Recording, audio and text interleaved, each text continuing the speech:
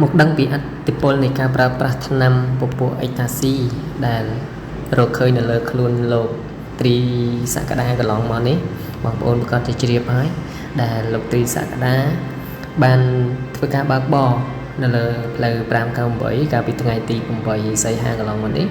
hơi liềm liềm đấy đầm nàng ai chỉ ca traoประกัน จำนวน 3 bọt ở mơ từนู้រួមមានប្រើប្រាស់គ្រឿងញៀន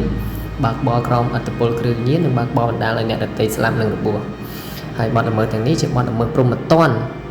ដែលមានចែងនៅផ្ដន់ទាទោសតាមមាត្រា 83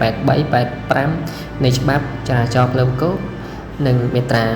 45 និងមាត្រា 63 នៃច្បាប់ស្តីពីការត្រួតពិនិត្យគ្រឿងញៀនបងប្អូនងាកមកមើលផលប៉ះពាល់នៃការប្រើថ្នាំអេកតាស៊ីហ្នឹងបងប្អូននៅថាថ្នាំញៀនហើយតែវាផលប៉ះពាល់វាធ្ងន់ធ្ងរយ៉ាងម៉េចខ្លះបងប្អូនចាំស្ដាប់ទាំងអស់គ្នាផលប៉ះពាល់ធ្ងន់ធ្ងរដល់ប្រព័ន្ធប្រសាទសុខភាពផ្លូវកាយនិងផ្លូវចិត្តរបស់អ្នកប្រើប្រាស់ដែលអាចឈានទៅដល់ការបាត់បង់ជីវិតបានភ្លាមទាំងក្រោមនេះខ្ញុំនឹងបង្ហាញពីផលប៉ះពាល់សំខាន់ចែកចេញជាដំណាក់កាលផលប៉ះពាល់ភ្លាមក្រោយប្រើប្រាស់ការកម្ដៅរាងកាយខ្លាំងអាចបណ្ដាលឲ្យខ្សោយតម្រងនោមនិងខូចសរីរាង្គក្នុងបេះដូងលោតញាប់ធ្វើឲ្យសម្ពាធឈាមកើនឡើងខ្ពស់សាច់ដុំកន្ត្រាស់ញ័រដៃជើងនិងរមួលកពើខំធ្មេញសាច់ដុំធ្គាមឡើងរឹង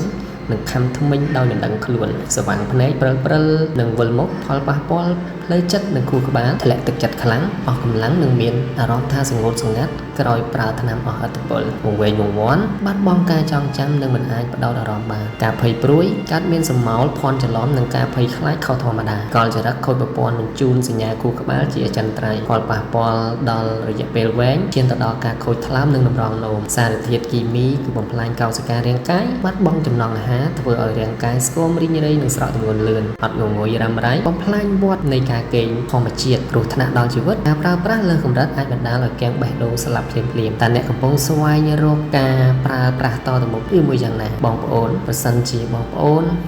មិនចង់ឲ្យខូចប៉ះពាល់ដល់អាយុជីវិតនិងខូចអនាគតទេបងប្អូនគួរជៀសវាងឲ្យបានពពុះថ្នាំអេកតាស៊ីឬគេហៅថា MDMA ណាបាទគឺផលប៉ះពាល់ធ្ងន់ធ្ងរមែនទែនបាទហើយរយៈកាលដែលកំពុងតែផ្ទុះល្បីខ្លាំងមែនទែនគឺលោកត្រីសាកាដាបានធ្វើឲ្យនារីស្ត្រី2នាក់ដែលជាម្ដាយនិងកូនដែលកូននោះបានគ្រោះថ្នាក់បញ្ជូនដល់មន្ទីរពេទ្យក៏បានស្លាប់បាត់បង់ជីវិតទៅអាយុ13ឆ្នាំហើយក៏សូមចូលរួមសោកស្ដាយចំពោះក្មួយស្រីផងហើយសម្រាប់ស្ត្រីជាម្ដាយវិញក៏គ្រោះថ្នាក់កំពុងតែព្យាបាលដែរអញ្ចឹងគួរជៀសឲ្យបាននៅការបើកបរប្រើប្រាស់គ្រឿងស្រវឹងឬគ្រឿងញៀនជាដើមងុយដេកសូមងាកទៅខាងច្រាំងនៃផ្នែកភ្លើងម្ខាងដើម្បីចោលគេងសម្រួលអារម្មណ៍តាមដែលធ្វើទៅបានកុំព្យាយាមបើកទាំង